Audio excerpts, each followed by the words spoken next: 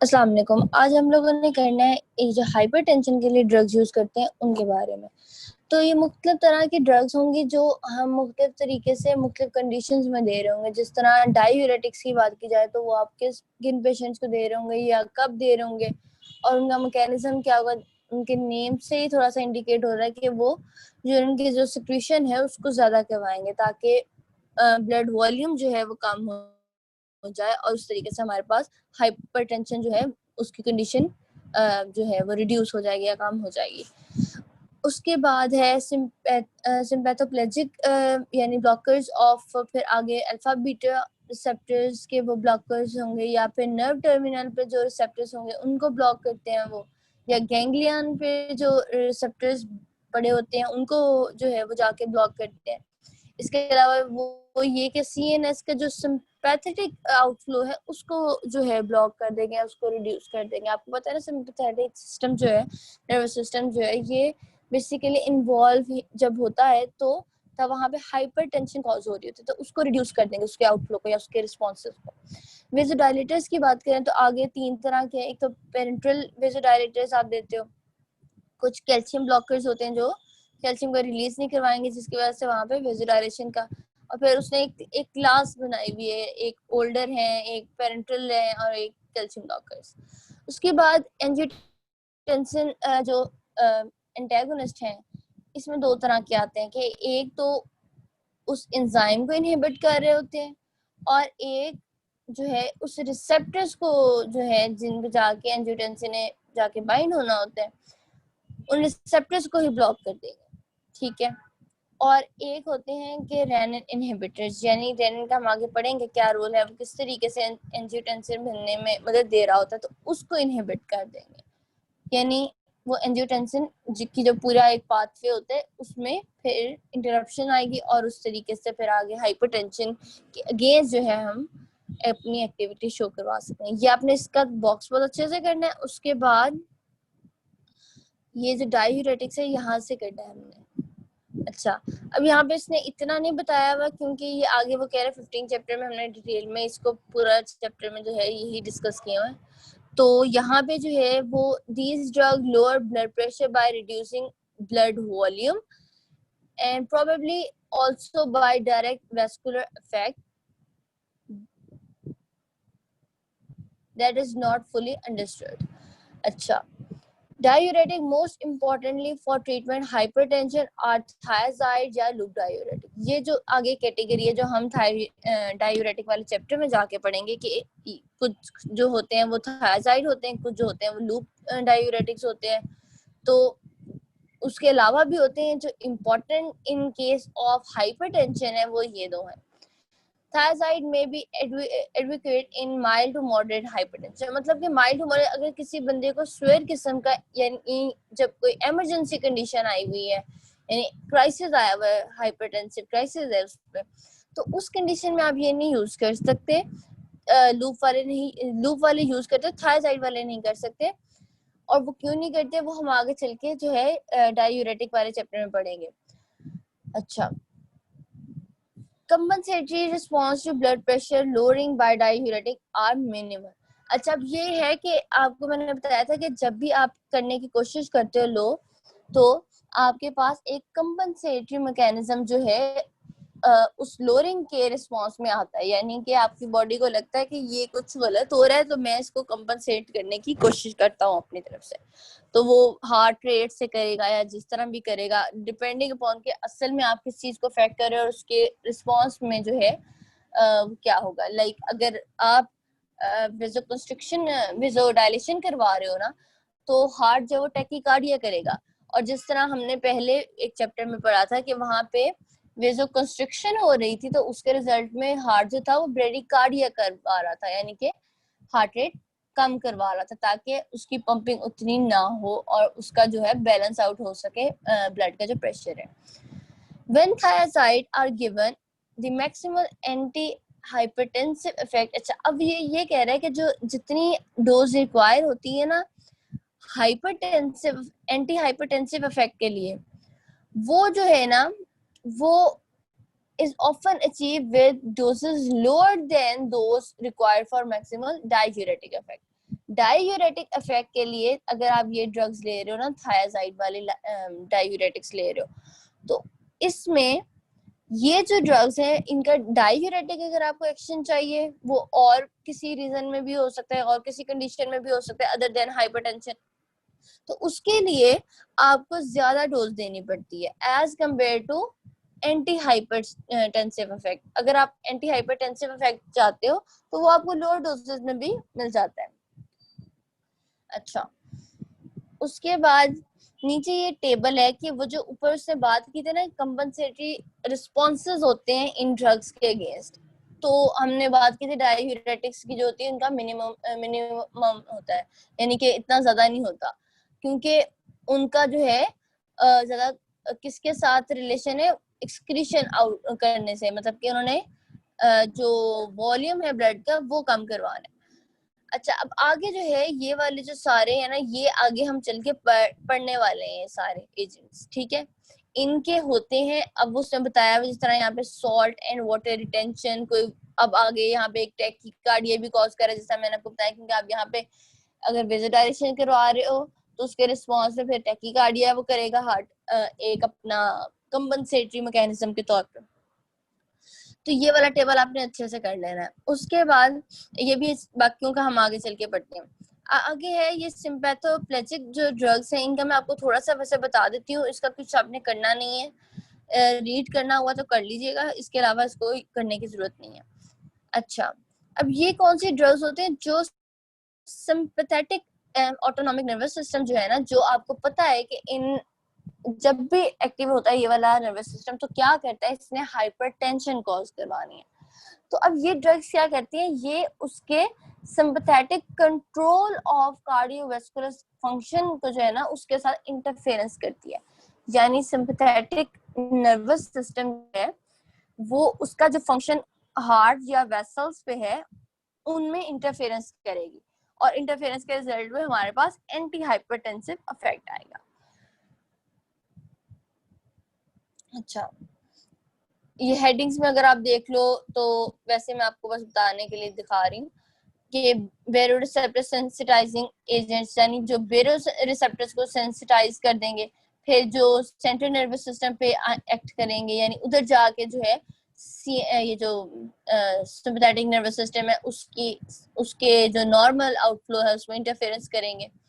उसके बाद फिर गैंग्लियन ब्लॉकिंग ड्रग्स होंगे, पोस्ट गैंग्लियनिक सिंपैथेटिक नर्व होगी, वही जो जितनी हमने पहले पढ़ चुके हैं ना, जितने हम के कौन कौन से रिसेप्टर्स प्रेजेंट होते हैं सिंपैथेटिक में और पैरासिम्पैथेटिक में। तो हम इस केस में सारे वो जो सिंपैथेटिक वाले थे ना, जहां जहां वो जो प्रेजेंट होते हैं उन सब पे जो ब्लॉक कर रहा होगा हम उसको इनमें डिस्कस कर रहे होंगे। देखो एडिनो रिसेप्टर ब्लॉकर लिखा हुआ है यहाँ पे, तो आपने यहाँ से करना है, ये पहले तो ये डायग्राम करनी है, ये इम्पोर्टेंट है। अच्छा, अब आपने दिए उसको, ये हमारी जो मैंने आपको पहले बात बताई थी ना वो जो डायूरेटिक वाली, उससे थोड़ा सा ही आपको इसका पता लग जाएगा। हाइपरटेंशन का पेशेंट आपके पास, आपने उसको कोई इनिशियल थेरेपी दी या ट्रीटमेंट दी, उससे क्या हुआ, उसकी बॉडी में डिक्रीज इन ब्लड प्रेशर हुआ। जब डिक्रीज होगा तो उसके रिस्पॉन्स में दो काम कर सकता है, कंपनसेटरी मैकेनिज्म दो तरीके से करवा सकता है। कंपनसेटरी इंक्रीज इन सिंपैथेटिक आउटफ्लो, मतलब सिंपैथेटिक नर्वस सिस्टम जो है उसका आउटफ्लो बढ़ा देगा कंपनसेट करने के लिए उस लो ब्लड प्रेशर को जो लो किया गया है, या फिर जो compensatory increase in renin secretion. अब आपको पता है कि रेनिन कितना मेजर प्ले कर रहा होता है अपना रोल जो है ये सारे ब्लड प्रेशर वगैरह में, वो हम आगे चल के भी इसमें भी पढ़ेंगे, इसकी पूरी हमने पढ़नी है डिटेल। तो अभी ये दो काम वो कर सकते हैं। अब आपको पता है कि जब सिंपैथेटिक आउटफ्लो ज्यादा होता है, यानी आप इसको जब भी आपने सिंपैथेटिक नर्वस सिस्टम की बात करनी है, आपने वो वाली कंडीशन लेके आने के, आप एक जंगल में आपके पीछे शेर आ रहा है जो आप हमेशा से पढ़ते आ रहे हैं, तो अब आपको पता है आपका, आप भाग रहे होंगे, आपका हार्ट जो है वो फास्ट बीट करेगा और आपका ब्लड प्रेशर जो है वो ज्यादा हो रहा होगा, क्योंकि आप टेंशन में है, एंजाइटी में है, आपको भाग रहे हैं, आपकी बॉडी फिजिकल एक्टिविटी कर रही है, ठीक है। Under all those condition you will be having tachycardia. तो वो यही कह रहा है कि यहाँ पे सिंपैथेटिक आउटफ्लो बढ़ रहा है तो टैकीकार्डिया हुआ। अब रेनिन जो है उसको क्या काम है कि सॉल्ट और वाटर रिटेंशन। अब आपको पता है कि बॉडी को आपने तो किया था ब्लड प्रेशर डिक्रीज, बॉडी को लगा कि शायद ये कुछ सही नहीं हो रहा तो मैं इसको बैलेंस आउट कर देती हूँ। तो बैलेंस आउट करने के लिए वो क्या करेगी कि सॉल्ट और वाटर रिटेंशन करने लग जाएगी। उससे क्या होगा कि ब्लड का वॉल्यूम या जो एक्सक्रीशन नॉर्मल हो रही थी वो नहीं होगी, अब बॉडी के अंदर ही रह रही है, तो उसके रिजल्ट में फिर से वो थोड़ा इंक्रीज आने लग जाएगा ब्लड वॉल्यूम और ब्लड प्रेशर में। तो उससे फिर क्या होगा, अल्टीमेटली ये दोनों condition increase blood pressure cause कर रही है। तो अब हम क्या कर सकते हैं, इनिशियल आपने थेरेपी तो दे दी उसको, ठीक है, इनिशियल थेरेपी जो है वो आपने उसको इनिशियल थेरेपी जो आपने उसको दे दी है वो ज्यादातर जो है मतलब एग्जांपल के तौर पे अगर आप कोई वेज़ोडाइलेटर दे रहे हो उसको, उसके रिस्पॉन्स में कोई भी इनिशियल थेरेपी हो, वेज़ोडाइलेटर हो सकता है। तो अब क्या है कि अब यहाँ पे जब आगे ये जो दो काम वो कंपनसेटरी कर रहा है, आप इनको भी रोकना चाहते हैं, क्योंकि अदरवाइज अगर नहीं रोकोगे तो फिर आपके पास इंक्रीज ब्लड प्रेशर आ जाएगा। तो आप क्या करते हो कि आपने अक्सर देखा होगा कि जब भी ब्लड प्रेशर का पेशेंट होता है वो एक गोली कम ही खा रहे होते हैं, वो 2-3 कॉम्बिनेशन में खा रहे होते हैं। तो वो क्या होता है, वो अब मतलब कि यहाँ पे स्टार्टिंग में तो उसको दे रहे थे ना आप वो वाली ड्रग जो भी थी यहाँ पे, फॉर एग्जाम्पल यहाँ वेज़ोडाइलेटर था कोई।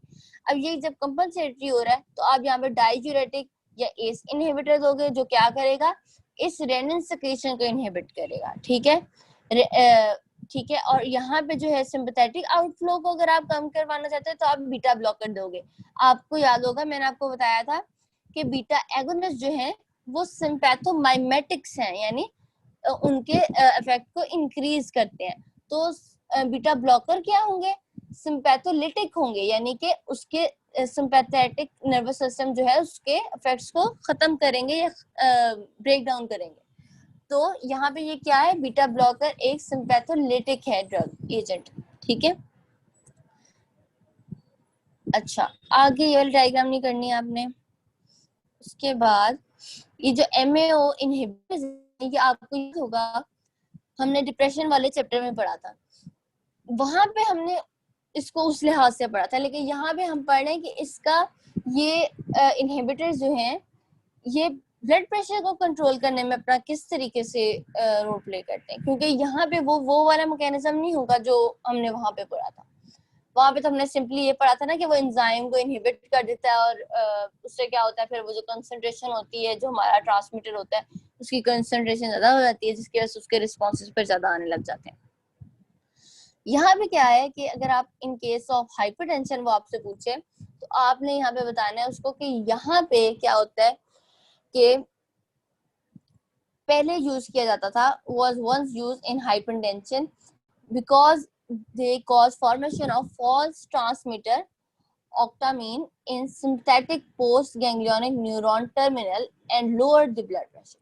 अच्छा, अब ये क्या कहते हैं कि आपको पता है sympathetic post ganglion neuron transmitter जो है, यानी जो गैंग्लियन के बाद वाला जो न्यूरॉन होता है उसमें जो है उसके टर्मिनल पे ये एक प्रोडक्शन करते हैं एक फॉल्स ट्रांसमीटर की, जिसका ऑक्टामीन कहते हैं। अब इससे क्या होता है, ऑक्टामीन जो है आया उसी वेजिकल में जिसमें नॉर्मली नॉरएपिनेफ्रिन ने बनना था, क्योंकि यहाँ पे हम उसकी वो नॉरएपिनेफ्रिन की इसलिए बात कर रहे हैं क्योंकि वो सिंपैथेटिक नर्वस सिस्टम में इन्वॉल्व होता है। तो ये कहता है कि नॉरएपिनेफ्रिन के साथ ही उसी वेजिकल में भी पड़ा हो सकता है या फिर अलग से भी किसी जो है वेजिकल में पड़ा हो सकता है। अब ये क्या होता है, stored along with increased amount of norepinephrine in the transmitter vesicle. Sympathetic autonomic nervous system nerve impulses then release a mixture of octamine and norepinephrine, resulting in a smaller than normal increase in vascular resistance. यानी जितनी normally होनी थी ना, आपको पता norepinephrine जब भी release होगा वहां पे वेजो कंस्ट्रिक्शन करने लगी थी, सॉरी आप मोस्ट स्पेसिफिकली कहोगे वेस्कुलर रेजिस्टेंस कॉज करेगा। तो यहाँ पे जो उसने रेजिस्टेंस कॉज करवानी थी ना नॉरएपिनेफ्रिन ने रिलीज होने के बाद, अब वो उतनी कॉज नहीं करवाएगा, उससे थोड़ी कम करवाएगा because of the negative effect of ऑक्टामीन।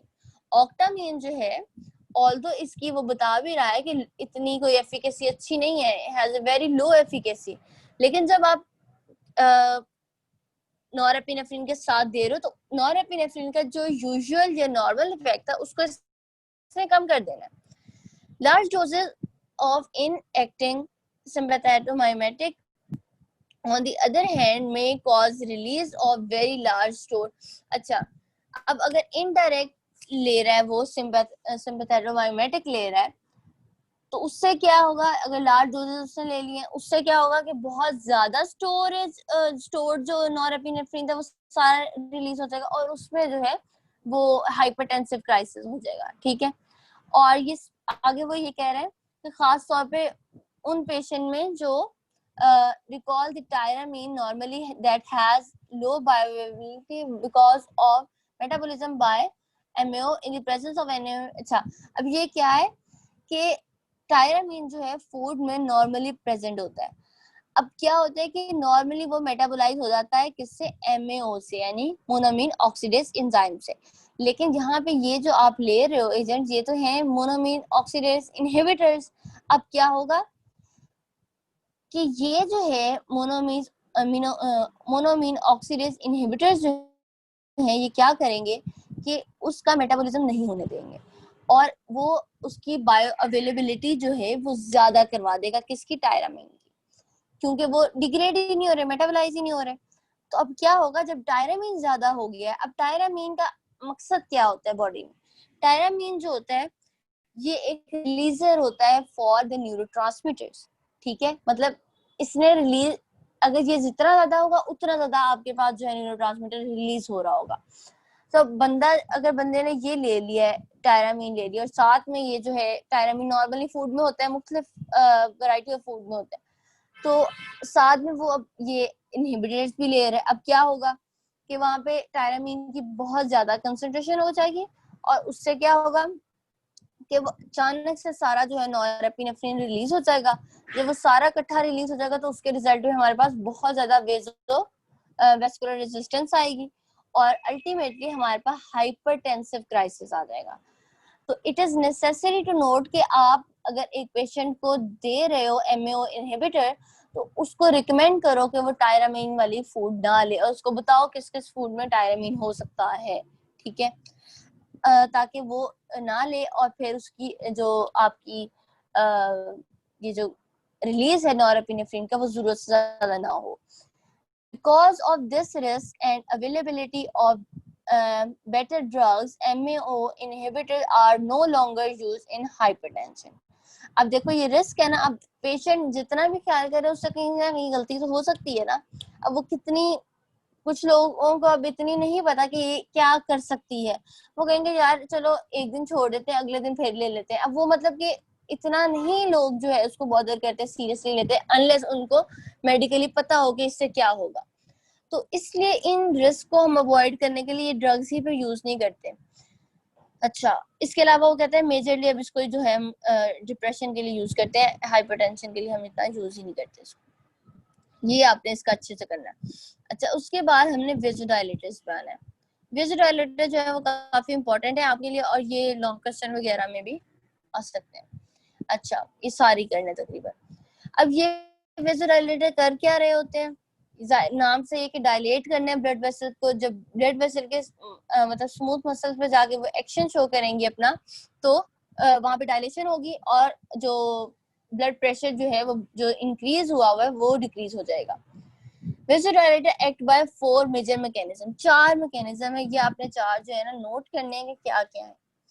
एक तो ये कि कैल्शियम की ब्लॉकेट करवाएगा, कैल्शियम चैनल्स की। जब कैल्शियम चैनल नहीं होगा, कैल्शियम चैनल इन्वॉल्वमेंट की क्या इन्वॉल्वमेंट होती है, उसने मसल्स की कंट्रैक्शन करवानी या, ठीक है। और आगे क्या है, रिलीज ऑफ नाइट्रिक ऑक्साइड। मैंने आपको बताया था एंडोथेलियल सेल्स जो होते हैं यानी वेसल्स के जो इनर साइड में जो सेल होते हैं उनमें से नाइट्रिक ऑक्साइड रिलीज होती है नॉर्मली भी, ठीक है। अब वो जो उस जब वो रिलीज होती है तो उससे क्या होता है कि हमारे पास वेजोडाइलेटरी इफेक्ट आ रहा होता है। और तीसरा मैकेनिज्म उसने क्या बताया, ओपनिंग ऑफ पोटाशियम चैनल। अब आपको मैंने वो जब हमने वो CNS पढ़ा था तो मैंने एक दो मैकेनिज्म थे उसमें कि वहां पे पोटेशियम चैनल की ओपनिंग हो रही थी। तो वहां पे आपको याद होगा कि जब भी पोटेशियम चैनल की ओपनिंग हो रही थी वहां पे हाइपर पोलराइजेशन हो रही थी, और जब भी हाइपर पोलराइजेशन होती है तो कैल्शियम चैनल की क्या हो जाती है, ब्लॉकेड, कैल्शियम चैनल को वो ब्लॉक कर देता है। तो यहाँ पे फिर हमारे पास मतलब इनडायरेक्टली हो कैल्शियम ही चैनल ब्लॉक रहे हैं, लेकिन पहले पोटेशियम आप अपना टारगेट जो कर रहे हो ड्रग के थ्रू वो पोटेशियम चैनल को कर रहे हो, ये एक मैकेनिज्म हो गया। और चौथा क्या है कि एक्टिवेशन ऑफ डोपामिन यानी D1 रिसेप्टर जो है उनको।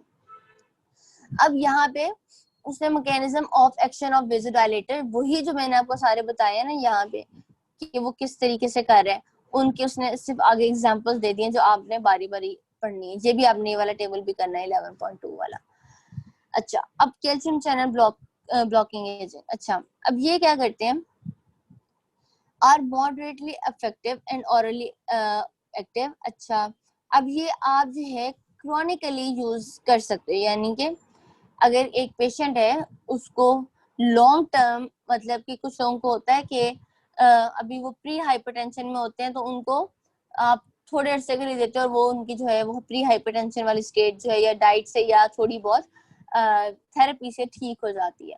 लेकिन अगर एक सही जो है मतलब लॉन्ग टर्म पेशेंट है, मतलब काफी अरसे से वो चल रहा है उसी पे, तो उसके लिए आपने अगर थेरेपी देनी है तो आप ये वाले एजेंट दे सकते हो, जिसमें verapamil, diltiazem, also reduce cardiac output. अच्छा, अब ये जो है ये मेजरली तो है तो वेजोडाइलेटर, लेकिन इनमें से दो जो है वेरापामिल और डिल्टियाज़िम जो है आल्सो रिड्यूस कार्डिक आउटपुट। अब देखो कि एक तो डायलेशन भी वो करवा रहा है, ये भी हमारे हक में है क्योंकि हमें तो हाइपरटेंशन कम करवानी है ना, और कार्डिक आउटपुट अगर कम हो रही है तो वो भी हमारे लिए बेनिफिशियल है।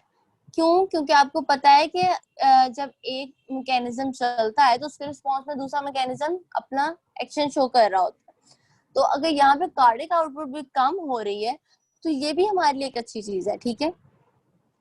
नेफेडिपिन इज अ प्रोटोटाइप। अच्छा, वो प्रोटोटाइप बता रहा है कि ये इन एजेंट की है। अच्छा, उसके बाद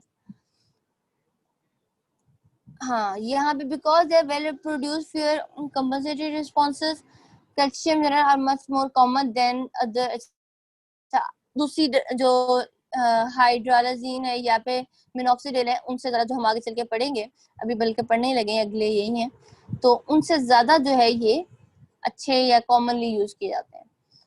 उसके बाद हाइड्रोलाजीन या फिर मिनॉक्सिडिल की बात की जाए तो these older vasodilator have more effect on arterioles than on veins। अब ये जो vasodilator, ये आप चीज नोट करने वाली है कि कैल्शियम चैनल में आपने कुछ नहीं पढ़ा कि वो किस जगह पे जाके जो है वो स्पेसिफिकली किस जगह के कर रहे हैं। यहाँ पे देखो बताया कि आर्टियोल्स पे जाके ज्यादा इफेक्ट अपना दे रहे हैं वेजोडाइलेशन का। They are orally active. अच्छा, वही बात की क्रॉनिक थेरेपी में दे सकते हो आप। उसके बाद hydralazine apparently act through release of nitric oxide from endothelial cell। अब पहला हमने मैकेनिज्म पढ़ा था कैल्शियम चैनल ब्लॉकर, दूसरा हमने पढ़ा था नाइट्रिक ऑक्साइड की रिलीज करवाना, ठीक है। तो वो ये है कि यहाँ पे नाइट्रिक ऑक्साइड की रिलीज होगी एंडोथेलियल सेल से, और फिर जो उसका क्या मैकेनिज्म है कि वहां पे वेजोडाइलेशन को कॉज करवाएगा। It cause significant baroreceptor homeostasis responses and must be combined with other drugs usually diuretic and beta blockers. क्योंकि इसका जो है जब आप इसको करवाते हो, इंट्रोड्यूस करवाते हो अपने पेशेंट को, तो वहां पे क्या होता है, पेशेंट में आपको कंपनसेटरी मैकेनिज्म्स आ रहे होते हैं, यानी बेरो रिसेप्टर, यानी वहां पे बेरो रिसेप्टर्स जो है जो ब्लड प्रेशर सेंसिंग रिसेप्टर्स हैं, वो क्या कहेंगे, वो रिस्पांस भेजेंगे कि भाई यहाँ पे तो वेजोडाइलेशन हो रही है, इसके रिस्पांस में कोई और प्रोफेक्ट दो या टेकिकार्डिया करो या कुछ और, ठीक है, किसी तरीके से जो है क्या कहते हैं उसका जो कंपनसेशन है उसकी लोअरिंग ऑफ ब्लड प्रेशर उसको करो। यहाँ पे हम देख सकते हैं ऊपर जो आपको यहाँ पे बॉक्स में बताया हुआ है कि कौन कौन से क्या करेंगे, तो हम इनका देख लेते हैं ये क्या करते हैं कंपनसेटरी। ये देखें, हाइड्रोलाजीन का उसने बताया वाटर एंड सॉल्ट रिटेंशन और मॉडरेट टैकीकार्डिया, और मिनॉक्सिडिल का बताया marked salt water retention and marked tachycardia. यानी ये सारे जो हैं ये इनके कंपनसेटरी मैकेनिज्म्स हैं। अच्छा, उसके बाद अब ये है कि यहाँ से रिलीज होगा, तो इसी वजह से अब आप इन चीजों को रोकने के लिए हमने जो ऊपर डायग्राम बताई थी आपको कि वो डाईयूरेटिक और बीटा ब्लॉकर्स क्या काम कर रहे होते हैं, वो जो इंक्रीज हो रहा होता है उसको रोक रहा होता है। डाईयूरेटिक जो होता है वो कौन से रेनिन वाली सेक्रेशन को रोक रहा होता है, और बीटा ब्लॉकर्स किसको रोक रहे थे, सिंपैथेटिक आउटफ्लो को, जो हमने ऊपर डायग्राम की थी उसमें। अच्छा, however it is rarely used in high doses because of its toxicity. ठीक है, hydralazine introduced lupus erythematosus is reversible upon stopping the drug. The lupus is less common at doses below. अच्छा, अब ये क्या बता रहा है कि ये lupus जो erythematosus है ये कंडीशन है, वैसे तो ये ऑटोइम्यून लूपस जो है वो डिसऑर्डर है। तो यहाँ पे erythematosus में क्या है कि स्किन पे जो है स्किन पे डिस्टर्बेंसेस आती हैं और स्किन रिलेटेड जो है आपके पास एडवर्स इफेक्ट्स आते हैं और वो काफी मेजर होते हैं। तो और वो जो है अगर आप स्टॉप कर दोगे तो वो तो रिवर्स हो जाएगी, और या फिर अगर आप उसको जो है जरूरत से कम, मतलब कि ये जो उसने एक आपको फिगर दी हुई है 200 मिलीग्राम पर डेसीलीटर, ये जो है इसमें अगर आप दे रहे हो तो तब जो है उसमें लेस चांसेस है कि उसको लूपस हो। लूपस जो है एक ऑटो इम्यून डिसऑर्डर है, और लूपस एरिथेमेटोसिस जो है वो उसकी जो लूपस होने पे जो स्किन पे कंडीशंस आ रही होती हैं उनके बारे में। अच्छा, मिनॉक्सिडिल जो है is extremely efficacious, systemically administered, is reserve for swear hypertension. क्योंकि आप इसको सिस्टेमिकली देते हो इसलिए आप इसको स्वेयर यानी जो हाइपरटेंशन के क्राइसिस होते हैं या फिर इमरजेंसी सिचुएशंस होती हैं उसमें आप दे रहे हो। मिनॉक्सिडिल इज अ प्रोड्रग, तो इसको प्रोडक्ट के क्या मतलब है कि उसको न जाके किसी एक्टिव मेटाबोलाइट जैसे मिनॉक्सिडिल सल्फेट में जो है कन्वर्ट होना पड़ेगा, और फिर वो क्या करेगी, एक सेकंड, फिर वो जो है अपना पोटाशियम चैनल को जो है ओपन कर देगी। जब पोटाशियम चैनल ओपन होंगे तो वहां पे क्या होगा, हाइपरपोलराइजेशन। जब हाइपरपोलराइजेशन होगी वहां पे क्या होगा, कैल्शियम चैनल की ब्लॉकेड हो जाएगी। जब कैल्शियम चैनल नहीं होंगे तो स्मूथ मसल्स की कंट्रैक्शन नहीं होगी, तो अल्टीमेटली क्या हो रहा होगा वहां पे, relaxation of smooth muscles, vascular smooth muscles.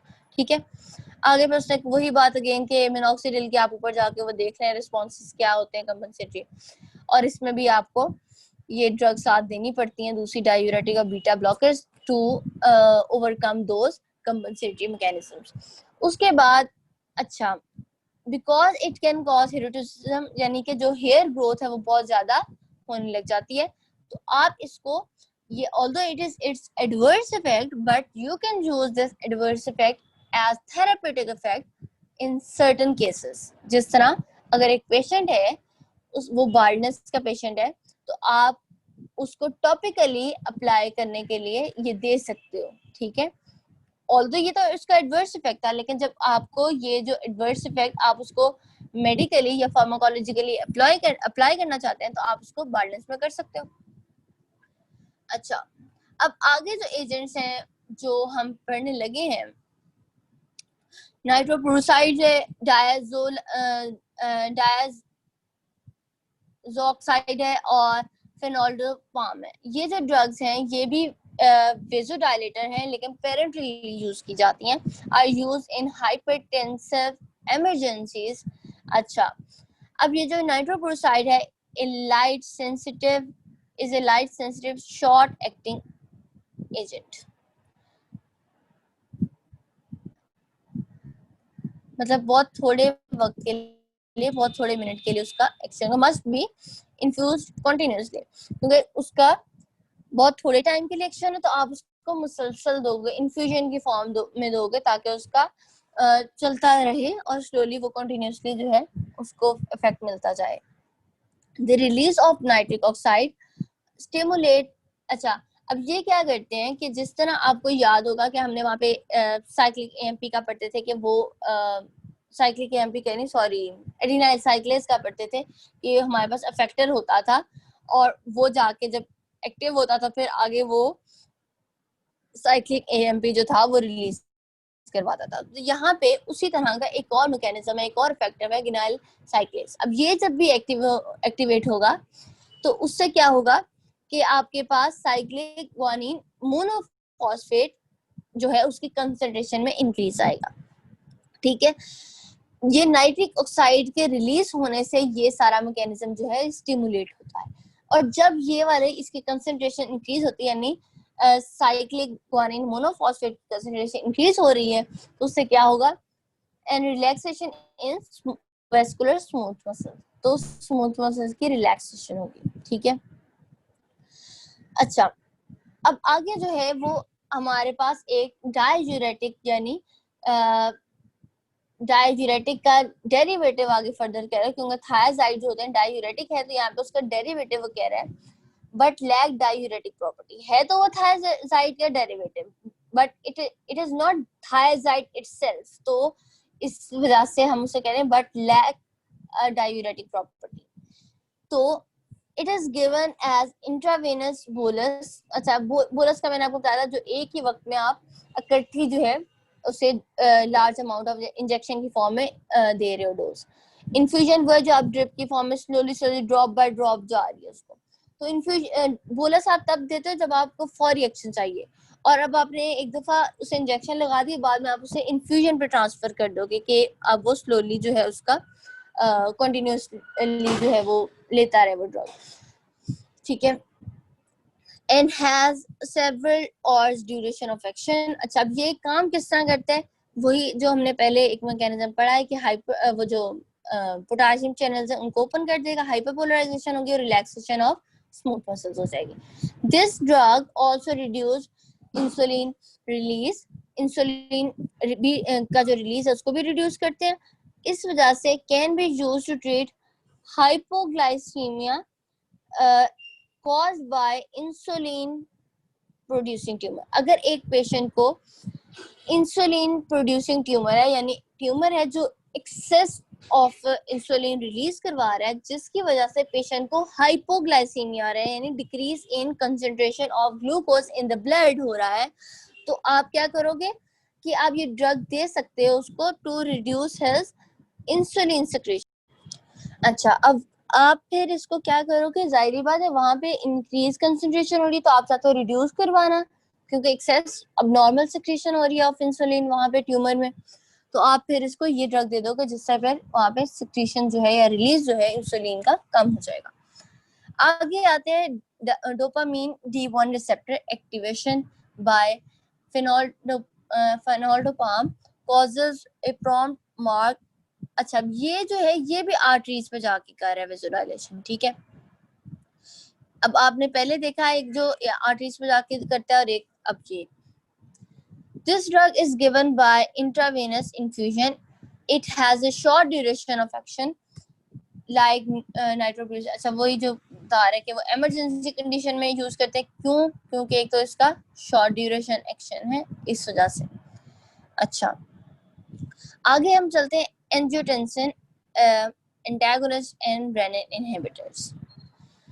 अब ये क्या होता है कि दो टाइप के जो है एंजियोटेंसिन के एंटागोनिस्ट हो सकते हैं, या तो वो जो मैंने आपको पहले बताया था कि एक तो वो एंजाइम को इनहिबिट कर रहे होंगे, या फिर उसके रिसेप्टर्स जिस पे जाके एंजियोटेंसिन ने बाइंड होना है उसको ब्लॉक कर रहे होंगे। ठीक है, अच्छा,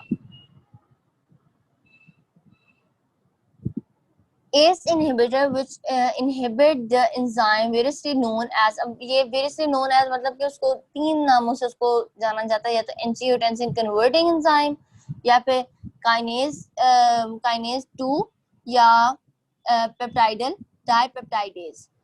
ये जो सारे नाम है ये एक ही एंजाइम के हैं। A reduction in blood level of angiotensin 2 and aldosterone and an increase in endogenous vasodilator of the kinin family, for example bradykinin। ठीक है, अब ये क्या है, जब भी आप एस इनहिबिटर दे रहे हो पेशेंट को, उसको क्या हो रहा है, उसकी बॉडी में मैकेनिज्म क्या हो रहा है कि वहां पर रिडक्शन हो रही है, एक तो इसकी एंजियोटेंसिन 2 की, उसके ब्लड लेवल कम हो रहा है, दूसरा क्या हो रहा है कि एल्डोस्टेरोन जो है उसका लेवल भी कम हो रहा है, और तीसरी क्या चीज हो रही है कि जो आपका नॉर्मली जो आपके पास वेजोडाइलेटर बॉडी में प्रेजेंट है, एंडोजीनस है, उनकी जो है कंसंट्रेशन इंक्रीज हो रहा है। तो सारी चीजें हमें फैसिलिटेट कर रही हैं इसमें लोअरिंग द ब्लड प्रेशर में, ठीक है। आगे ACE inhibitor have a low incidence of serious adverse effects except in pregnancy when given in normal doses and produce minimal compensatory responses. तो इसके इतने जो है सीरियस इफेक्ट्स नहीं होते, लेकिन प्रेगनेंसी में नहीं दे सकते। वो क्यों नहीं देते, वो हम आगे चल के भी देखते हैं। The ACE inhibitors are useful in heart failure, diabetes as well as in hypertension. The toxicities of ACE inhibitor include cough एक इसका जो है मेजर एडवर्स इफेक्ट है, हाइपरकैलेमिया यानी कि पोटाशियम का लेवल इंक्रीज हो जाएगा, या renal damage in occasional patient with pre existing renal vascular disease, यानी पहले से जिनको हो रही है उनमें। अच्छा, they cause major renal damage in foetus and are absolutely contraindicated in pregnancy, क्योंकि हमने पढ़ा है कि रीनल डैमेज करता है तो, और जो फीटस है उसमें मेजरली ये करता है, जिसकी वजह से हम इसको बिल्कुल जो है नहीं डायरेक्ट करते इन प्रेगनेंसी। अच्छा, the second group of angiotensin antagonist जो रिसेप्टर ब्लॉकर्स हैं is represented by orally active agent लोरास्टान, वेल्स्ट्रॉन, या फिर सारे जो हैं कैंडिस्ट्रॉन, जो सारे एजेंट जो हैं ये क्या कर रहे होते हैं, वहां रिसेप्टर पर जाके जो है ब्लॉक कर रहे होंगे उन रिसेप्टर्स को, ताकि जो एंजियोटेंसिन 2 है वो आके जो है उधर अटैच ना हो सके और अपना एक्शन ना शो करे, which competitively inhibit angiotensin 2 at its active site, मतलब एक्टिव साइट 1, ठीक है, रिसेप्टर साइट, ठीक है। उसके बाद सॉरी, एंजियोटेंसिन 1 रिसेप्टर साइट 80, मैंने गलत बोल दिया। अच्छा, आगे है कि ये जो ब्लॉकर्स हैं ये क्या करते हैं, ये appear to lower the blood pressure as as indicator है। एंड अच्छा, अब ये जो है करते तो सारा काम उसी तरीके से जैसा एस इनहिबिटर्स कर रहे थे, 3 तरीके से कर रहे थे, हमने देखा था ऊपर, तो कर तो उसी तरीके से रहे होते हैं, लेकिन क्या है कि यहाँ पे कफ के चांसेस जो है वो कम होते हैं, लेकिन हाइपरकैलेमिया वैसे ही कॉज कर रहे थे जिस तरह वो एस इनहिबिटर कर रहे थे। अच्छा, और टॉक्सिसिटी फीटल में भी उसी तरीके से कर रहे होते हैं, इसलिए ये भी हमारे लिए जो हम उसको यूज नहीं करते इन प्रेगनेंसी, या कॉन्ट्राइंडिकेटेड है प्रेगनेंसी में। अच्छा, अब यहाँ पे आगे जाने से पहले मैं आपको यहाँ पे ये दिखा दूं ताकि आपका थोड़ा माइंड में इमेज बन जाए। एंजियोटेंसिनोजन होता है, वो आगे रेनिन के थ्रू कन्वर्ट होता है एंजियोटेंसिन 1 में, जो इनएक्टिव फॉर्म होती है। अच्छा, इनएक्टिव डेकापेप्टाइड, ठीक है। अब ये जो है through this enzyme angiotensin converting enzyme, it is converted into angiotensin 2 which is active constructor, ठीक है। आगे जो है 81 रिसेप्टर पे जाके वहां पे जाके ये एक्शन अपना नॉर्मली शो कर रही होती है। अब क्या है कि हमने एस इनहिबिटर दिएंगे तो वो कन्वर्जन ही नहीं होगी, यानी एंजियोटेंसिन 1 की एंजियोटेंसिन 2 में कन्वर्जन ही नहीं हो रही, तो हमारे पास जाहिर बात है असल काम तो एंजियोटेंसिन 2 का था, एंजियोटेंसिन 1 तो इनएक्टिव था, तो हमारे पास हाइपरटेंशन वाला काम ही नहीं हुआ, तो हमारे पास ultimately reduction in blood pressure हो जाएगा। या फिर दूसरा क्या काम कर सकते हैं, 81 रिसेप्टर ब्लॉकर, यानी उस रिसेप्टर को जाके ब्लॉक कर देंगे, जो हमने पढ़ा है भी कि किस तरीके से वो ब्लॉक करते हैं, ठीक है। आगे तो देखें,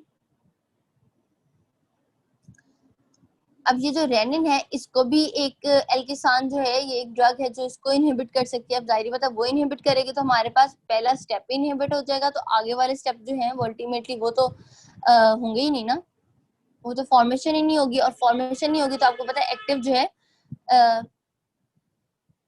एंजियोटेंसिन 2 है तो वो फिर अपना वर्क ही नहीं शो करेगा। Aliskiren is a newer drug in the anti hypertensive group. अच्छा, अब ये क्या करती है कि रेनिन की एक्शन को इनहिबिट कर देगी ऑन इट्स सबस्ट्रेट यानी सबस्ट्रेट कौन सा है उसका, एंजियोटेंसिनोजन है, उसके सबस्ट्रेट पे जाके उसको इनहिबिट कर देगी और इससे क्या होगा, एंजियोटेंसिन 1 की फॉर्मेशन नहीं होगी, तो अल्टीमेटली फिर एंजियोटेंसिन 1 की नहीं हुई तो 2 की भी नहीं होगी। टॉक्सिसिटी में क्या आ जाता है इसका, हेडेक या डायरिया होगा। और अच्छा, अब ये इट डज नॉट कॉज कफ, ठीक है। अच्छा, आगे वो कहते हैं कि ये कफ तो नहीं कॉज करता है, लेकिन जो अदर टॉक्सिसिटी हमने पहले बात की, जो एंजियोटेंसिन एंटागोनिस्ट की थी, जो ऊपर हमने हाइपरकैलीमिया या फिर और जो हमने पढ़ी थी एक दो, कौन सी थी कि हाँ रीनल फेलियर वाली है, रीनल डैमेज करने वाली, हमें उनका नहीं पता कि वो ये भी कॉज करती हैं कि नहीं। तो अभी ये इसकी इंफॉर्मेशन नहीं है, अलबत्ता ये पता है कि ये कफ नहीं कॉज करती। It does not show reproductive toxicity in animals but is considered to be contraindicated in pregnancy because of the toxicity of ACE inhibitors and ARBs. तो ऑल्दो हमें नहीं पता कि हमने एनिमल्स में जब यानी प्री क्लिनिकल ट्रायल्स हुए, प्री क्लिनिकल वो होते हैं जो एनिमल्स में होते हैं, उन ट्रायल्स में हमें पता लगा है कि ये एनिमल्स में टॉक्सिसिटी नहीं करे रिप्रोडक्टिव सिस्टम में। तो लेकिन फिर भी हम बिकॉज ऑफ द रीजन के ये जो पहले दूसरी ड्रग्स जो हमने इसी फैमिली की पढ़ी हैं, जो एस इनहिबिटर्स हैं या एआरबीज हैं, वो करती हैं, तो हम एहतियातन इसको भी नहीं यूज करते प्रेगनेंसी में, ताकि हमारे पास कोई चांसेस ना हो कि हो सकता है इसका भी कुछ वैसे इफेक्शन तो अभी हमें नहीं पता, तो हम एहतियातन अभी नहीं यूज करते अंटिल हमें श्योर हो जाए कि वाकई नहीं है ह्यूमंस में भी। अच्छा, angiotensin antagonist and venin inhibitor reduce aldosterone level. Angiotensin 2 is a major stimulant of aldosterone release. ठीक है, तो जाहिर बात है अगर वहां पे एंजियोटेंसिन 2 ही नहीं जो अपनी एक्टिविटी शो कर रहा, आया वो किसी भी तरीके से वो रेनिन इनहिबिटर की वजह से या फिर एंजियोटेंसिन एंटागोनिस्ट की वजह से, आपके पास अल्टीमेटली दोनों केसेस में एंजियोटेंसिन 2 नहीं डेवलप हो रहा। जब वो नहीं बन रहा तो आपका एल्डोस्टेरोन लेवल का भी जो लेवल है वो भी लो हो जाएगा। एल्डोस्टेरोन का लेवल क्यों लो हो रहा है, क्योंकि एंजियोटेंसिन 2 नहीं स्टिमुलेटरी इफेक्ट देना होता है एल्डोस्टेरोन के रिलीज को। जब वो नहीं होगा तो फिर एल्डोस्टेरोन भी नहीं होगा एंड कॉज पोटेशियम रिटेंशन। अच्छा, ये तो हमने पढ़ा भी है कि हाइपरकैलीमिया वगैरह होता है। अच्छा, if the patient has renal impairment and is consuming high potassium diet or taking drug that, अच्छा, अब अगर एक पेशेंट का रीनल फंक्शन इम्पेयर्ड है या वो कोई डाइट ऐसी ले रहा है जिसमें पोटाशियम बहुत ज्यादा है, या फिर कोई ऐसी ड्रग ले रहा है जो जिसका मकसद जो था या जिसका काम या जिसका साइड इफेक्ट कह लो या कुछ भी, उसका एक इफेक्ट ऐसा आ रहा है कि वहां पे पोटाशियम कंजर्व कर रहा है, वो मतलब रिटेन कर रहा है, बॉडी के अंदर रख रहा है, तो हमारे पास चांसेस हैं कि अगर आप ये वाला एजेंट दे रहे हो तो साथ में आपको कोई और भी वो इस तरह का एजेंट ले रहा है या डाइट वो इस तरह की दे रहा है या वो रीनली इम्पेयर्ड है पेशेंट, तो उसमें फिर पोटाशियम की टॉक्सिसिटी हो सकती है। ठीक है, उसके बाद जो है आगे ये जो clinical uses of anti hypertensive drugs है ना, इसमें पॉलीफार्मेसी, उसके बाद पॉलीफार्मेसी तो नहीं वैसे हाईलाइट करवाया आपके सीनियर्स ने, लेकिन एक दफा रीड कर लेना। Monotherapy, age and ethnicity, hypertensive emergency, इन सब की डेफिनेशंस, मतलब इनको सबको हमने रीड करना है, इनकी डेफिनेशंस के तौर पे शॉर्ट क्वेश्चन के तौर पे ये आ जाते होते हैं। ठीक है, अब आपको मैं जनरली ओवरऑल बता देती हूँ कि पॉलीफार्मेसी किसको कहते हैं। पॉलीफार्मेसी इसको कहते हैं कि जिस तरह हमने पहले जिक्र किया कि आप एक ड्रग दे रहे हो तो आपको अल्टीमेटली कंपनसेटरी रिस्पॉन्सेज को ओवरकम करने के लिए आप उसको कुछ और ड्रग्स भी दे रहे होते हो, तो इस चीज को कहते हैं पॉलीफार्मेसी, यानी कि usages of more than one drug. ठीक है, एक रिजीम पूरी आप उसको दे रहे हो, तो इसमें आपने बस एक दफा रीड कर लेना, कोई ऐसी इसमें वो नहीं है मुश्किल चीज। और मोनोथेरेपी कब होती है, जब आप एक सिंगल एजेंट यूज कर रहे होते हैं। ठीक है, अच्छा, अब कुछ जो मतलब जो स्टार्टर्स होते हैं, यानी जो भी बिल्कुल स्टार्टिंग कंडीशन होती है उनकी हाइपरटेंसिव कंडीशन उनकी जो है बिल्कुल स्टार्ट में होती है, तो उनमें ये सिंगल एजेंट्स आप यूज कर सकते हो।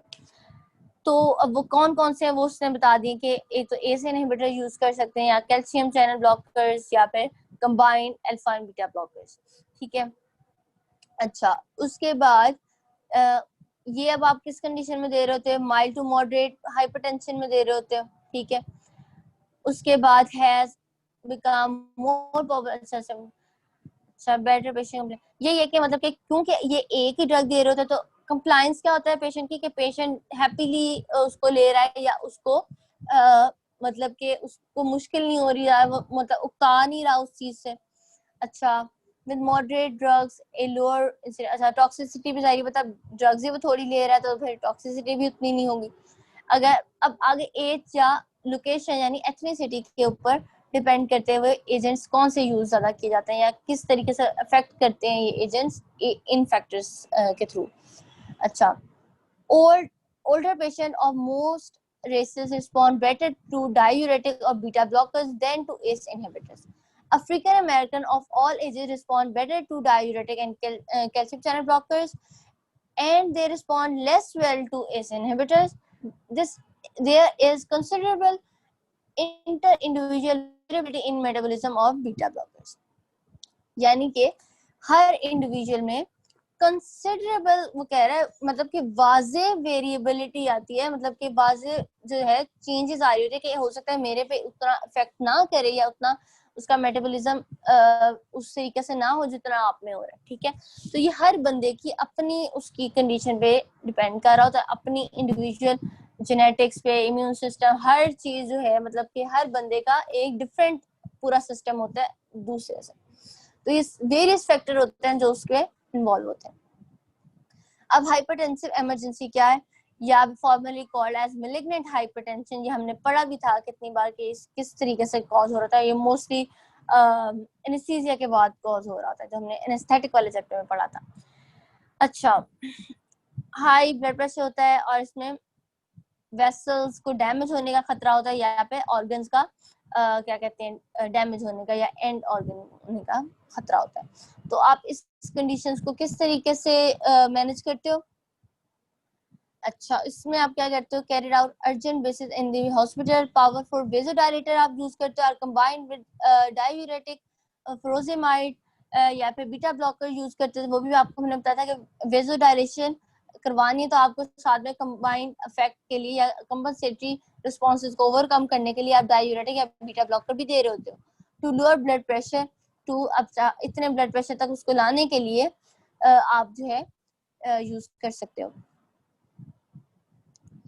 अच्छा, उसके बाद इधर तक जब आ जाएगा ना, उसके बाद अगर आपने फर्दर रिडक्शन करवाने, क्योंकि नॉर्मल तो 120 और 80 होता है ना, तो आपने उसको उधर तक जाने के लिए आप स्लोली जो है उसको फर्दर रिडक्शन के लिए देन परस्यू मोर स्लोली, यानी स्लोली उसको, लेकिन पहले जब इमरजेंसी क्राइसिस में है वो पेशेंट, तो आप फौरन उसकी कंडीशन रिवर्स करना चाहते हो, तो आप तब इन चीजों को कंबाइन करके उसको फौरन रिलीफ दोगे। अच्छा, आगे जो है आपने इसकी समरीज में से फ्रोजेमाइड करनी है, क्लोनिडीन करनी है, अल्फा ब्लॉकर्स करने हैं, और बीटा ब्लॉकर्स करने हैं।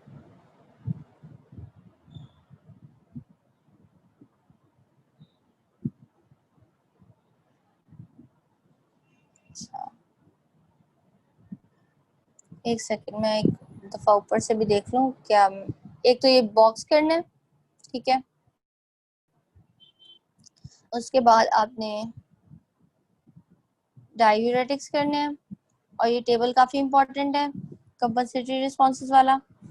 ये जो सिंपैथोप्लेजिक है, इसको बस आपने एक दफा रीड कर लेना, गो थ्रू कर लेना, इसमें कोई बस एक दफा जैसे नजर से गुजारना कहते हैं ना, वैसे। ये जो डायग्राम है ये काफी इंपॉर्टेंट है, ये अच्छे से करनी है, ये अगली वाली डायग्राम नहीं करनी। फिर MAO इनहिबिटर्स करने अच्छे से, इंपॉर्टेंट है। वेजोडाइलेटर्स सारे ही करने, ये काफी इंपॉर्टेंट है। उसके बाद जो एंजियोटेंसिन एंटागोनिस्ट वगैरह ना, इसके नाम वगैरह अच्छे से कर लेने, बाकी भी आपको समझा तो दिए, इतना कोई मुश्किल नहीं है, ये आपने रीड कर लेना है एक दफा, मतलब याद कर ही लें तो बेहतर है।